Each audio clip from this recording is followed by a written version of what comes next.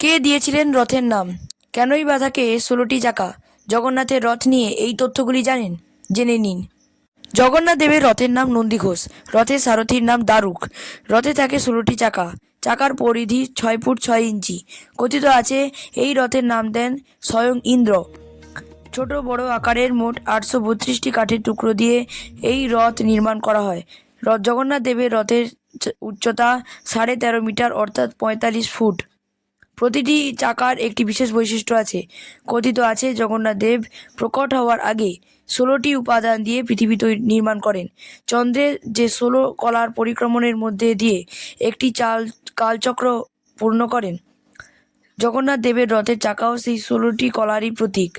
রথে জগন্নাথের পার্শ্ব দেবতা হিসেবে 9 জন থাকেন। তারা হলেন গোপীকৃষ্ণ, গোবর্ধন, রাম, নারায়ণ, ত্রিবিক্রম, বরাহ, রুদ্র, নৃসিংহ এবং হনুমান। জগন্নাথের রথের চূড়ায় যে ধ্বজা লাগানো থাকে তার নাম ত্রৈলোক্য মোহিনী। রথের প্রতিটি চাকা হলুদ রঙের হয়। রথের কাঠামো লাল হলুদ কাপড় দিয়ে ঢাকা থাকে। 4টি ঘোড়ার নাম শঙ্খ, বলাতক, শ্বেত ও হরিদাক্ষ। জগন্নাথের রথের রক্ষক হলেন গরুড়। আপনার কি এগুলো জানা ছিল? কমেন্টে লিখে